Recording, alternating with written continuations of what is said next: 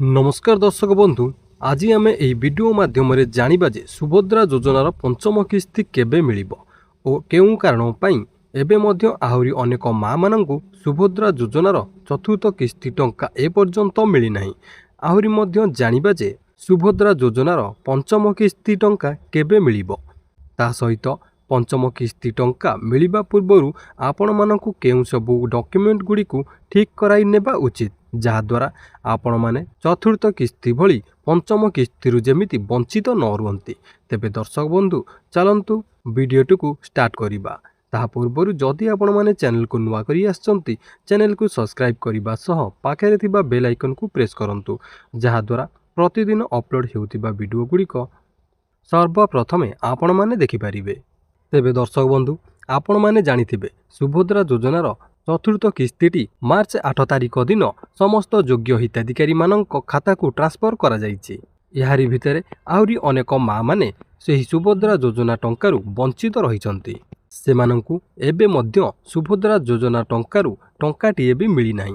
तेबे दर्शक बंधु एहार कारण कौन, केउं कारण पई एही सुभद्रा टंका एही माँ मानंकु मिलु नाही, चलंतु जानि नेबा। तेबे दर्शक बंधु आपण माने जानिथिबे पूर्वरु श्रीमती प्रभाती परिडा घोषणा करिथिले जे सुभद्रा टंका मिलिबा पूर्वरु आपण माने आपणकर इंपोर्टेंट डॉक्यूमेंट गुड़िक ठीक कराई नेबा पई। तेबे से सबु इंपोर्टेंट डॉक्यूमेंट गुड़िक कौन, प्रथमे रहिछि ई-केवाईसी कराई नेबा। हाँ दर्शक बंधु, जदि आपण माने आपणकर बैंक रे ई-केवाईसी कराई नाहंती तेबे एथिपई आपणकु सुभद्रा टंका मिलिबो नाही। द्वितीय रही आधार सहित मोबाइल नंबर लिंक।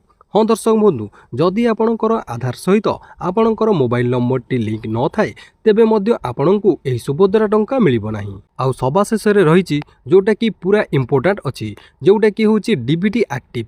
हाँ दर्शक बंधु, जदि आपणकर आपणक बैंक खाता रे डीबीटी एक्टिव न थाए ताहाले मध्य आपणकु एही सुभद्रा टंकाटी मिलिबो नाही। तेबे दर्शक बंधु आपणकर जदि सबु डॉक्यूमेंट ठीक थाई मध्य जदि आपणकर बैंक रे डीबीटी एक्टिव नथिबो ताहाले आपणकु सुभद्रा योजनार टंकाटीए भी मिलिबो नाही। कारण आपण माने जानिथिबे सुभद्रा योजनार टंकाटी डीबीटी माध्यम रे ही आपण मानंकु मिली थाए। जदि आपणकर डीबीटी एक्टिव नथिबो ताहाले मध्य आपण माने एही सुभद्रा योजना टंकारु वंचित रहिबे। सेही भली दर्शक बंधु आपण माने सुभद्रा टंका मिलिबा पूर्वरु कौन सबु कराई नेबा उचित, जहाद्वारा आपण माने सुभद्रा योजना टंकारु वंचित रहिबे नाही।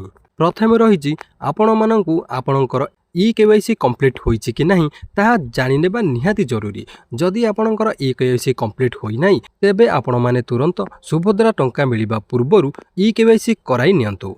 द्वितीय रहिछि आपणकर आधार कार्ड सहित मोबाइल नंबर लिंक।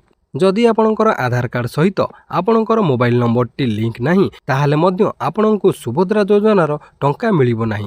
तेबे दर्शक बंधु सुभद्रा योजनार टंका मिलिबा पूर्वरु आपण माने आपणकर आधार कार्ड सहित आपणकर मोबाइल नंबर टी लिंक कराई नियंतु। आउ सेही मोबाइल नंबर टी आपणकर बैंक खाता रे मध्य ऐड कराई नियंतु। आउ सभा शेष रहिला आपणकर डीबीटी एक्टिव।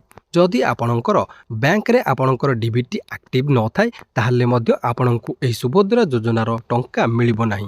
हाँ दर्शक बंधु, जदि आपण माने आपणकर बैंक रे डीबीटी एक्टिव न थाए ताहाले मध्य आपणकु सुभद्रा टंका मिलिबो नाही। तेबे दर्शक बंधु ए सबु डॉक्यूमेंट गुड़िक एक्टिव अछि कि नाही आपण माने जानिबा पई हेले आपण सुभद्रा पोर्टल को जाई स्टेटस उपरे क्लिक करी आपण माने जानि परिबे। तेबे दर्शक बंधु एबे आसंतु जानिबा सुभद्रा योजनार पंचम किस्तीटी केबे मिलिबो। तेबे दर्शक बंधु राज्य सरकारक फ्लैगशिप स्कीम सुभद्रा योजनार चतुर्थ किस्ती टंका हिताधिकारी खाता को आसी सारिछि। चतुर्थ किस्ती रे मोट 20,000 टंका पाई सारिछंती 1 कोटी अधिक हिताधिकारी। समस्त योग्य हिताधिकारी निकटरे जेभली भावे सुभद्रा पहुँचबो से नहीं योजना को क्रियान्वय करने को लगातार भावे प्रयास करिछंती सरकार। गत मार्च 8 तारिख अर्थात महिला दिवस अवसर में राज्यर कोटिएरु अधिक हिताधिकारी खाता को आसीथिला सुभद्रा योजना टंका।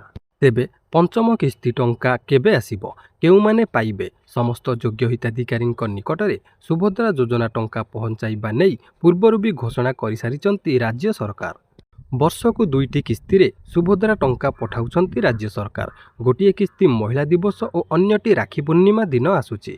तेबे आसंता राखी पूर्णिमा रे सुभद्रा योजनार पंचम किस्ती टंका खाता को आसीबो। सेही भली महिला दिवस रे मिलिथिला चतुर्थ किस्ती टंका। ଏବେ ନୂଆ କରି ଆବେଦନ କରିହେବ ନାହିଁ। ପୋର୍ଟାଲ ଭେରିଫିକେସନ ଅନୁସାରେ 1 କୋଟିରୁ ଅଧିକ ହିତାଧିକାରୀ ସୁଭଦ୍ରା ଟଙ୍କା ପାଇଛନ୍ତି।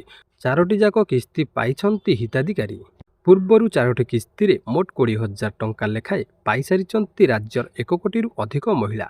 କିନ୍ତୁ ଅଯୋଗ୍ୟ ହିତାଧିକାରୀଙ୍କୁ ଏଥିରୁ ବାଦ୍ ଦେଇଛନ୍ତି ରାଜ୍ୟ ସରକାର। ଅତି ସହଜରେ ବୁଝିବାକୁ ଗଲେ ଆସନ୍ତା ଅଗଷ୍ଟ 28 ତାରିଖରେ ପୁଣି 5,000 ଟଙ୍କା ଲେଖାଏଁ ପାଇବେ ସୁଭଦ୍ରା ହିତାଧିକାରୀ। ତେବେ ନୂଆ ହିତାଧିକାରୀ ଆବେଦନ କରିବେ କି ନାହିଁ ସେ ନେଇ ପରବର୍ତ୍ତୀ ସମୟରେ ସୂଚନା ଦେଇପାରନ୍ତି ରାଜ୍ୟ ସରକାର।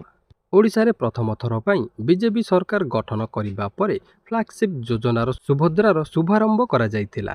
ରାଜ୍ୟର 1 କୋଟିରୁ ଅଧିକ ମହିଳାଙ୍କୁ ଆର୍ଥିକ ଭାବେ ସ୍ୱାବଲମ୍ବୀ କରିବା ଉଦ୍ଦେଶ୍ୟରେ ଏଭଳି ଯୋଜନା ହାତକୁ ନେଇଥିଲେ ରାଜ୍ୟର ମୋହନ ମାଝୀ ସରକାର। ଏହି ଯୋଜନା ବେଶ୍ ଲୋକାଭିମୁଖ ମଧ୍ୟ ହୋଇଥିଲା।